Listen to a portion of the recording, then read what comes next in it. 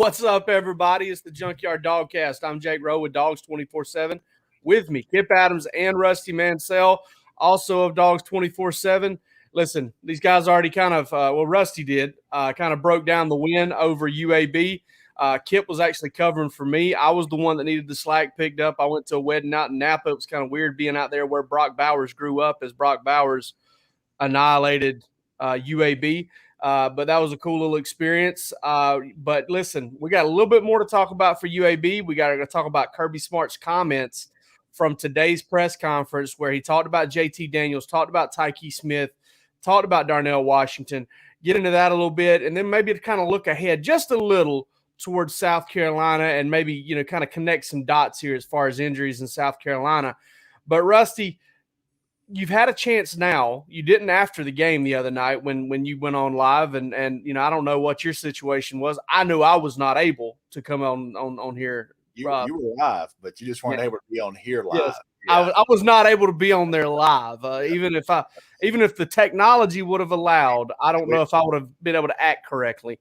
But you were. What have you gleaned since watching that game again, or looking at some more highlights and getting more information? I think for Georgia fans, I think it's the fact that, the old saying we deal with a lot, Georgia plays down to their competition. And I think that Georgia dominated this game from the start. They got some tremendous offensive momentum early with the touchdown pass, Jermaine Burton, the big play by Brock Bowers and Jake. I don't know how much you've watched of that, but, man, you see a freshman do what he did, and the guys had angles on him, and it just shows you really that guy's, I would like to see the GPS on that because he took off and was gone. And, I think you saw the momentum of the offense really feed the defense, and UAB was just outmatched. I'll say this for the people listening to this: if you're not a member of the Dogs 247 site and familiar with our Junkyard message board, there is a post from one of our posters who has a family member. I believe it's a family member that plays for UAB, and it was a great post, a detailed talking about what that person experienced during the game, what he saw, what they thought they could do on tape. So kind of a shout out to our guy there. I forget his name on the board, who had a great post. But that's coming kind of some of the insight that I thought was really, really good. Talked about how fast Georgia was. But listen, game two, complete domination from Georgia. Going back and watching it, everybody's going to talk about that play, Jordan Davis. I don't know if you've seen this yet, Jake, but this is outstanding. Jordan Davis gets double teamed, quarterback breaks the pocket, breaks contain, gets out, scrambling to the right, and this joker, all 360 of him, runs him down and tackles him inside. It's funny because you look at that play, he got a first down, and the Georgia sideline is going absolutely. Yeah, it was like a sack. They celebrated it like a sack. I mean, coaches are going nuts, players are going nuts. Let me tell you, you talking about contagious when you have a player like that playing his ass off, as big as he is, man, that really sets a spark in that locker room. And it was a dominating performance because I'm telling you right now, that UAB team is not bad, and they're going to win a lot of games this year. Kip, what did you kind of glean from it? You got to watch it in person from probably the best press box I think you'll ever cover a game for in terms of how close you are to the field, where you're located. What did you see in real time, and then what did you kind of pick up on after, kind of maybe watching some more highlights and some more coverage? Well, you guys mentioned that Jordan Davis play. I mean, I was looking all over the place trying to find out why everybody was screaming at the top of their lungs, because all I saw was they broke contain. And, I mean, the guy got 9 yards on the play. But, I mean, obviously watching Jordan chase him down, I mean, that's just impressive. He's, the effort level for him, you really, really have to be impressed with a guy that's willing just to commit to chasing that guy down, and trying to get the angle and just how he was able to bring him down. But I think it's interesting because we talked about some similarities with UAB's defense with Clemson and what Georgia kind of showed in that first game. And Kirby Smart talked about, explosive plays, how they needed explosive plays, but it looks like UAB didn't believe what he was saying. I mean, that's what I took, is that UAB thought that Georgia was going to come out and try to do the same thing, just try to run the football. And like Kirby Smart said, he talked about how expensive that was for them. But that's what kind of caught me off guard, that the UAB said, you know what, we don't believe you, Kirby Smart. We don't think that's what you're going to try to do. We saw week 1 that you didn't try to, the ball wasn't really pushed downfield. So, we're going to commit to that run game. And Todd Monken made them pay early and often. I mean, I was really impressed with how well Stetson Bennett, how quickly he saw coverage was busted time and time again and got that ball out, because you wait a second or two later and the safety's able to recover and get over there. And, these aren't, 60, 70, 80-yard touchdown plays. So, and that kind of caught my eye, just how many plays Georgia had over 60 yards, regardless of, what seeing Stetson Bennett out there change at quarterback and seeing a different kind of opponent at UAB.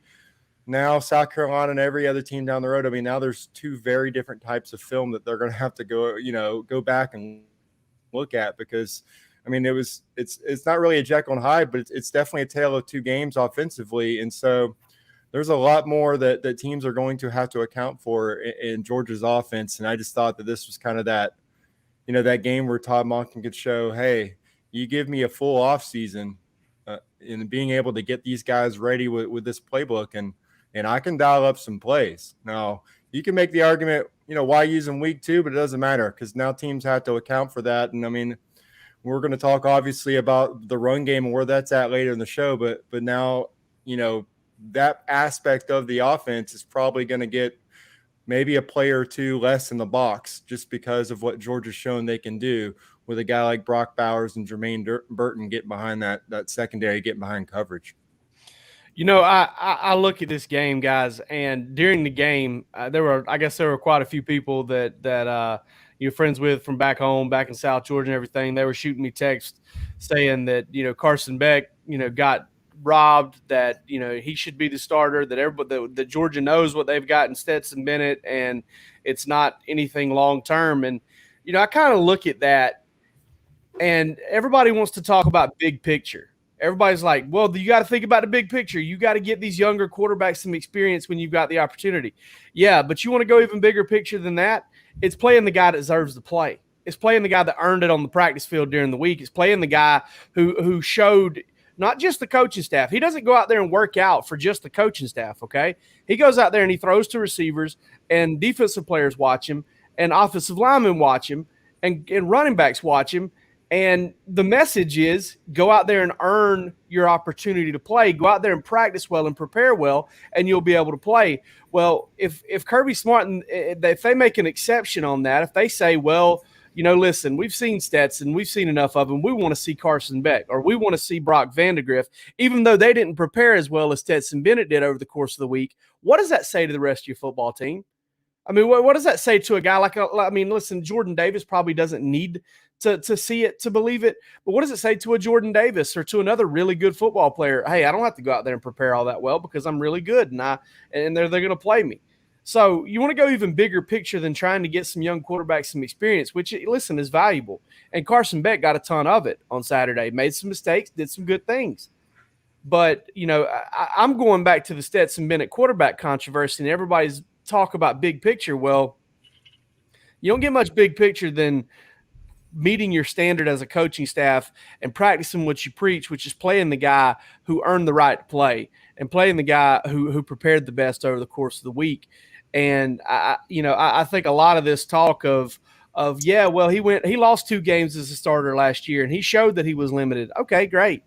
He did show that he was limited, but I guess he also showed the Georgia staff this week in practice that he was ready for he was more ready for this opportunity than the other guys were, and that's what matters. And so I just think, Rusty, that, listen, Stetson Bennett's not Georgia's long-term future at quarterback. At the very most, he could be Georgia's next year future at quarterback, and he's probably not that.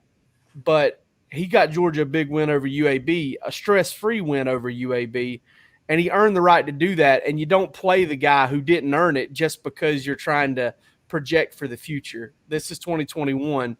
And Georgia had to – that sent a big message to this football team, I think. Yeah, I mean, Georgia fans should be extremely happy that Stetson Bennett is here. Stetson Bennett is a guy that can step in and has full capability of running the entire playbook. I thought Kirby Smart said it best after the game. This guy loves Georgia. This guy's been through everything. He got demoted to third string, less reps. And when they came to him, what did he say, Thursday, and said, this is your game. And quite frankly, the pulse of our message board and the pulse of social media was like, I hope it's not Stetson Bennett. And in reality, Stetson Bennett was the right answer, and it was the right choice for Kirby Smart and his staff. And that kid put on a hell of a performance Saturday in Athens. And booze, man. I mean, it just doesn't make any sense. Man, and if you did that, maybe, I don't know, maybe you'd had too much to drink. I probably had too much to drink around that same time. So, but I didn't boo from all the way out in California. But if you did, I mean, what are you doing? What are you doing? There may have been some boos, but you also had Zamir White being the next guy called out there, so you immediately had the crowd yelling Zeus. Okay, it's kind of mixed in there where it may sound like where there's some boos, but I really think from the press box, it really just sounded like they were all yelling Zeus right after that. I mean, okay. I don't think the cheers were as loud as maybe you would have gotten if, all of a sudden Brock Vandegrift's coming out there and you got a former 5-star and people think the future is now. But at the end of the day, I mean, Stetson had everyone cheering for him throughout the day, established that Georgia has he's a number 2 quarterback, if JT Daniels is healthy, then they have a number 2 quarterback that they can depend on and a guy who can make all the throws. Will he be able to make those throws when there are 6'5", 6'6" defensive linemen coming out of space? We don't know that yet. But right now we know that as far as him running that offense, him knowing how to get, throw to guys who are open, react quickly. And even though he said he had the jitters, that he couldn't get his pregame meal down, he still went out there, played as calm and poised as a quarterback can play. I mean, that 5-for-5 start, it had the whole press box just shaking their head like, everyone talked all week about who's going to be the starter. Will it be Carson Beck? Will it be Stetson? And then, I mean, if you're gonna question Kirby during decisions he's made in the past, then you also have to praise him when it looks like he made the right choice and put the quarterback out there who was the most prepared to get Georgia to an early lead, which was the whole goal and the whole point, and then be able to, again, bring Carson back in, get him experience, and help the game slow down for him because it's obvious he's not there in that aspect of his development. That's how you do it. You bring him in the game when, he's not under the pressure to try to help Georgia take a lead or stay in the game. He can come in when they have a lead, get some experience out there, and then continue to, again, just get more comfortable out there. And I think people were talking about Stetson Bennett and how he showed he was the number 2. You can't write off Carson Beck because of his first extended playing time in college football. So I just think that, again, it was valuable for him, but his story isn't written yet. People mentioned, transfer portal, Carson Beck's going to be out the door. I mean, there's a lot of football to be played this season, and he's going to have the whole offseason to go back and look at that film and continue to get better, just like people were talking about Stetson Bennett last year and where he was, and then wondering where JT Daniels was early on in the season. I mean, it's 2 games, and you should be happy for Stetson Bennett. You should feel some comfort knowing that you got that guy who can run the offense. You also don't need to be worried about Carson Beck. I mean, that was his first time out there playing, and now he can go back and work on getting better. I mean, so I think those goals offensively, I mean, they were all achieved. Everything Kirby Smart wanted to see from the quarterback position, I think he saw it, and I think he should be praised for who he put out there to start because it's pretty clear that Stetson Bennett earned that start against UAB. Right. And like I said, man, big picture, it doesn't get any more big picture than playing the quarterback who prepared the best and showed that he was the one that was ready to play and help you win in front of 90, 100, 115, however many players are out there on that practice field. They got the same message that the quarterback room got, which is we're going to play the best player. We're going to play the guy who prepares the best and practices the best and performs the best. And, Stetson Bennett was ready to help Georgia win against UAB, and maybe Carson Beck wasn't quite as ready. Maybe we saw that play out in real time. Maybe it was a little closer than what their stat lines look like.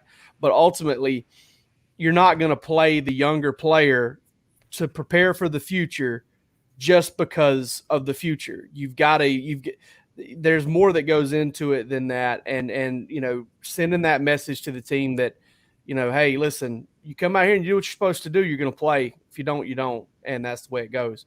And I think that speaks to the overall culture of the team. We're going to get into Kirby Smart's comments at today's press conference on the second half. And let's take a break real quick, and then we'll get to those.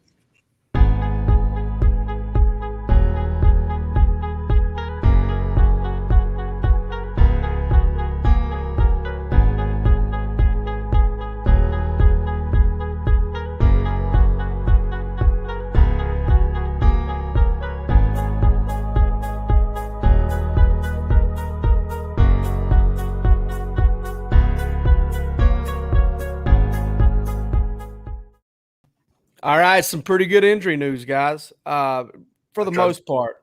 I tried to finish a bite, and that break didn't work. The countdown's there for a reason, Rusty.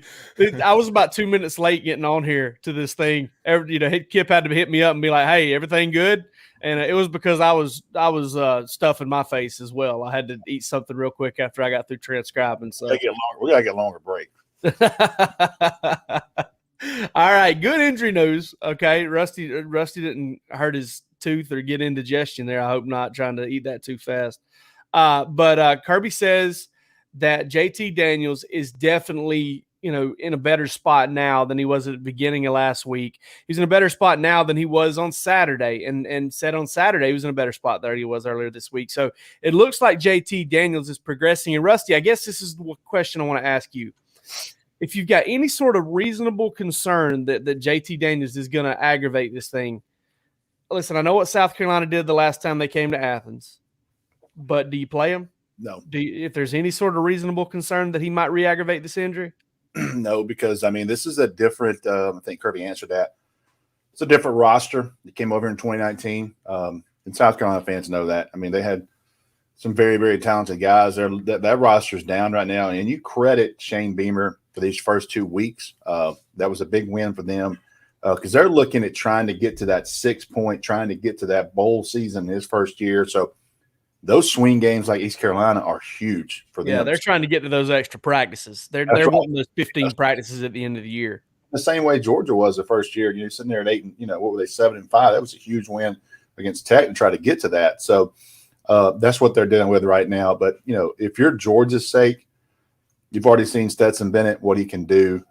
This guy can beat South Carolina. Defensively, they're going to smother South Carolina. That's just – I'm going to be honest with you now. They're going to bring a better athletic roster than UAB on the offensive side, in my opinion, to come in here and compete with them. But to say right now, the bigger picture for Georgia, I would not risk JT Daniels if there's any hesitation in this game, because let's just say on paper that Georgia – they're already a 31 point favorite in this game, and it'll be even bigger next week when they go on the road to Vanderbilt. So you got a little bit of time to get him ready, and there's a bigger picture with this team, bigger goals with this team. But, this is an important game, not downplaying that, but rosters right now comparable.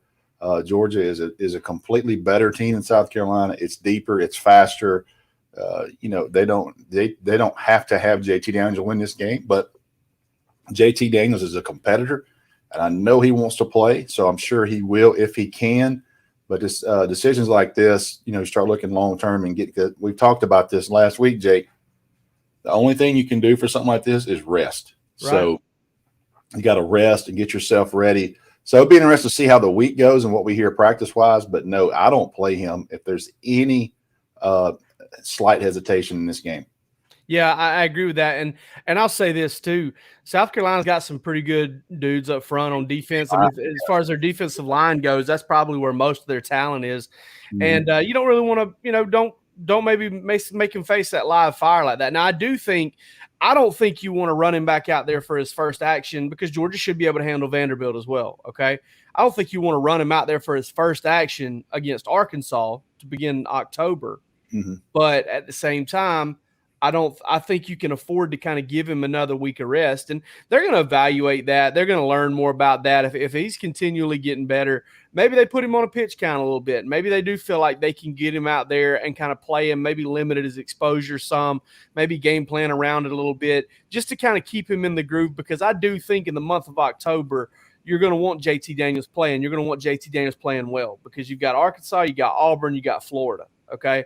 And that's Georgia's that's the meat of the schedule there. That we're all of a sudden learning that Arkansas is a good football team. And we're all of a sudden learning that Auburn, is playing maybe a little bit more like a team in year two of a head coach than year one, because they're doing some things that get some pretty bad competition, but they're looking pretty decent in the process.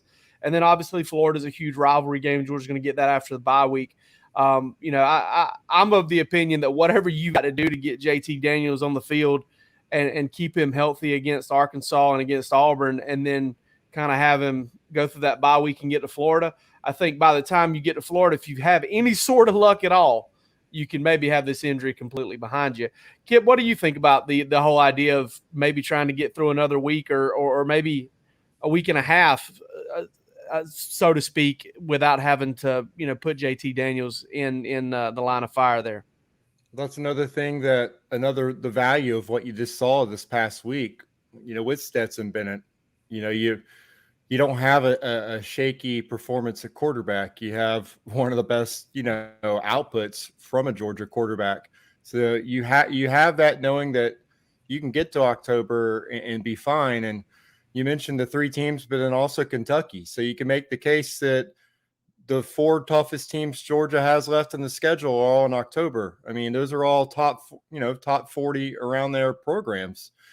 You want to be as healthy as possible for that stretch. I mean, every week, obviously, you don't want to have any hiccups, and South Carolina's shown that, in the past they've done that. But, just kind of looking to see how these matchups are. I don't think it really bodes well for them.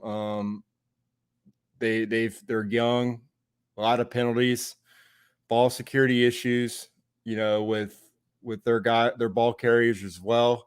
I think turnovers are going to be a problem in that game. I think penalties are going to be a problem. They're going to bite themselves in the foot a lot. So I just think, Georgia's game plan, you don't have to take any unnecessary chances in this game. You should be able to take care of business. And like I said on the Junkyard the other day, I mean, coming off that Clemson game, UAB it could have been a hangover game. Georgia could have been reading the press clippings and saying, hey, we're number 2 now. We got this thing in the bag. But, and they could have overlooked UAB. They could have come out sloppy. I mean, that was one thing in this game. We could talk about the things that Georgia didn't do as well as they should have, but it was not mental mistakes. They never shot themselves in the foot, and they came out and played and executed and looked to be a really, really focused team.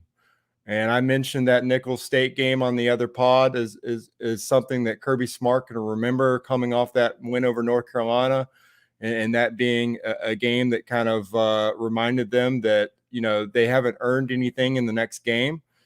I mean, could you tell that Kirby Smart got these guys ready, or that maybe that the senior leadership, the leadership on this team themselves, to the Jordan Davis and the Kobe Deans, these guys made sure that they came out there prepared and that the effort level did not take a step back against UAB.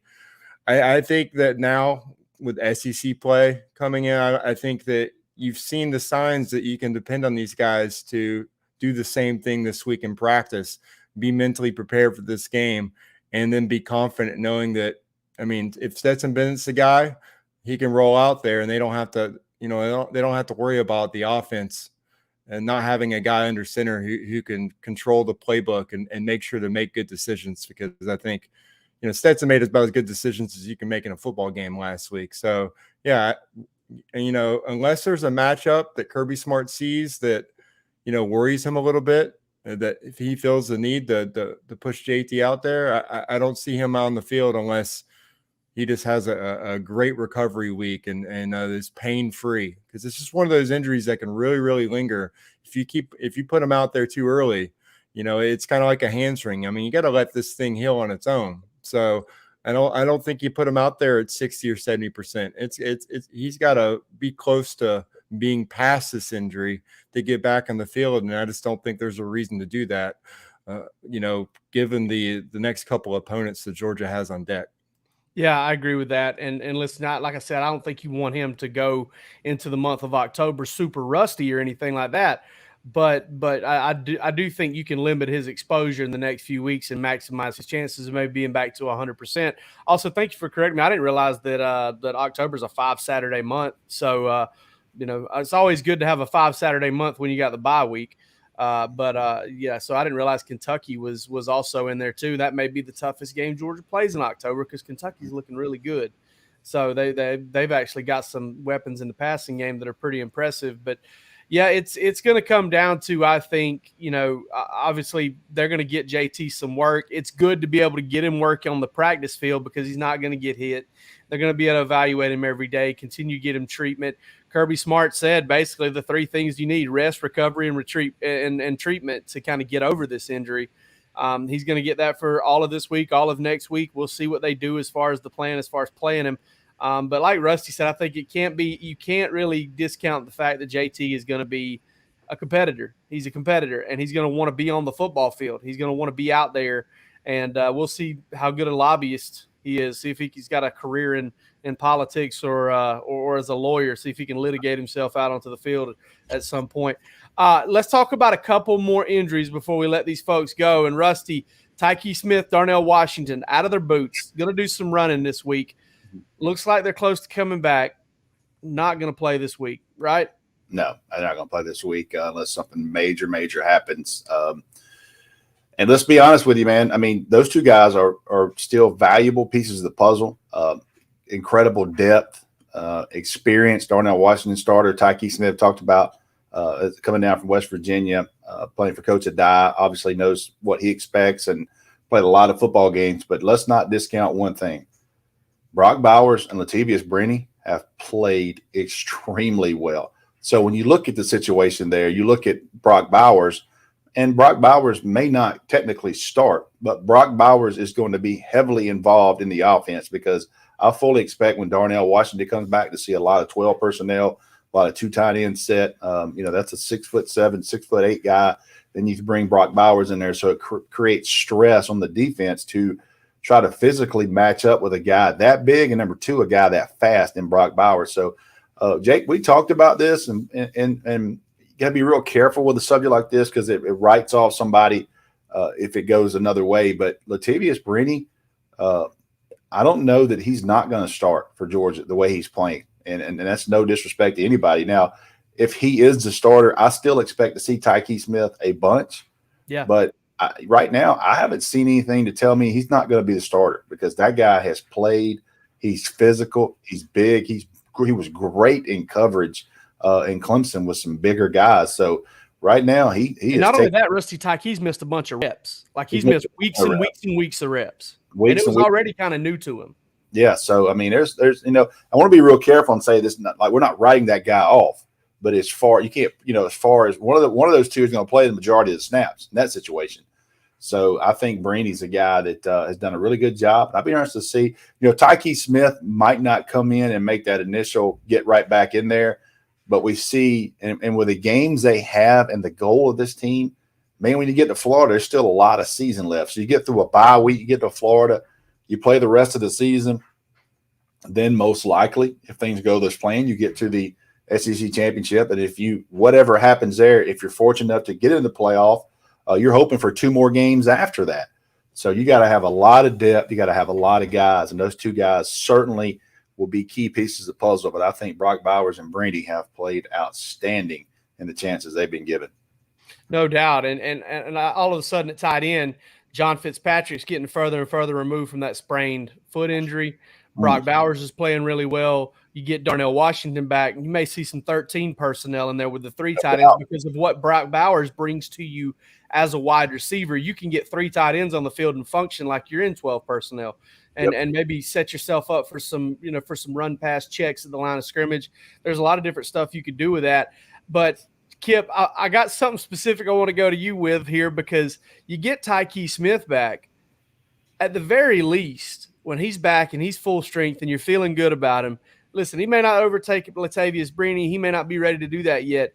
But I bet you one thing, Will Muschamp, Kirby Smart, Jamal Adai, and Dan Lanning, they're all breathing a sigh of relief that they've got another defensive back in that secondary. Because, listen, up until getting Tyke Smith back, whenever that happens, it's paper thin, man. They are one or two guys away from having to kind of, spray and pray, basically. And, just, hey, somebody go out there and do a job that we've tried to kind of teach you how to do in very short order. You're very close to having to play a guy that's not ready. And you got to think, Kip, that those guys are definitely breathing a sigh of relief as Tyke Smith gets closer to getting healthy.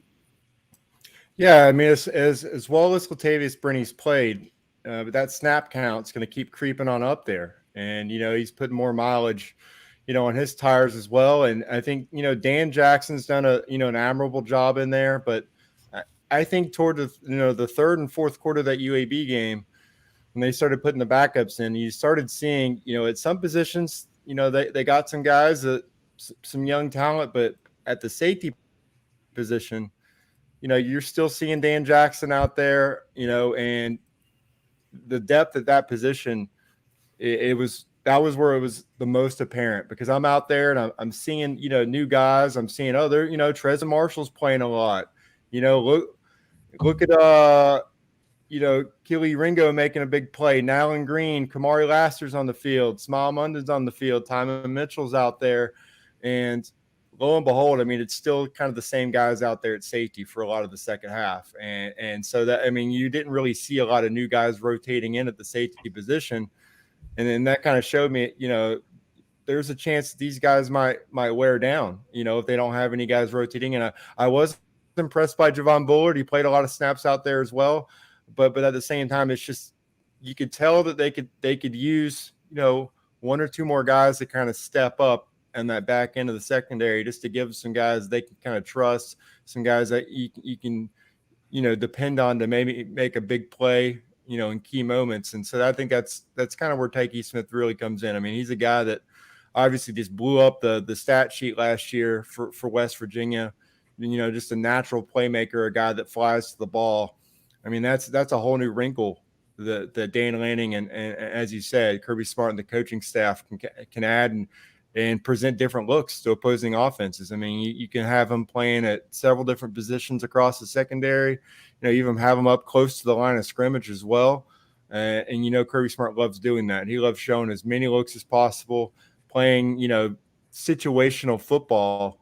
If there's some teams out there that have a lot of pass catchers out there that they think Tyke Smith might be able to come in and help them in that regard and be another guy, whether it's playing the money position, then I think he's going to utilize that. So as you guys said, I mean, you love the depth. You love that guys are going out there and getting more reps, but you also just love that they're going to get healthy at other positions. As you guys talked about on the other side of the field, I mean, Kearis Jackson looked more explosive out there in punt returns. It looks like he's close. I think Dominic Blaylock's getting close too. Will it be this week or next week? I don't know. I just think you look at that Arkansas game now that they've kind of shown they're a pretty solid team. That kind of feels like that game where you want to get some of these guys back. If you can get Tyke, if you can get Darnell back, if you get Dominic Blaylock back, and Kearis Jackson maybe get into that wide receiver rotation. Although Lab McConkey with that the yards after the catch, he got to get to AB. Kearis is going to have to fight for snaps out there as well. So I mean that's what you want to see. That means that they're getting deeper at a position where everyone's been wondering, do they have guys who could make plays in the passing game? And it looks like they're starting to get some numbers out there, and that bodes well for that month of October, like we said. We'll talk to Kirby Smart again tomorrow, Tuesday, and hopefully get some clarification on Arian Smith and Quay Walker. Both of those guys kind of got dinged up in the game, and Kirby didn't really comment on them specifically. Did comment on Devontae Wyatt, though, and said that his reason for not playing did not have to do with an injury. Okay, so you read into that what you will. It sounds like he may be in some, some getting some tough love right now of some sort, but I also think that there's a very good chance that you're going to see him back on the field in the near future. We'll see how that goes. Listen, we're going to be back with you later this week, maybe with some recruiting news, maybe with some mailbag on Wednesday. We'll talk then. For now, though, listen, go to the YouTube page, subscribe, give us a comment. Let us know something. Tell us how you feel about the show, but definitely subscribe to the show. Check us out. We've grown immensely. We love doing this YouTube stuff. We were talking about it the other day. I know for me, I love doing this live show because I can see the guys and we're all in real time, and it's a lot of fun. It's something that's definitely grown on me. Hopefully I'll have a background here soon without this big glare behind my head. It looks like I got the moon behind me.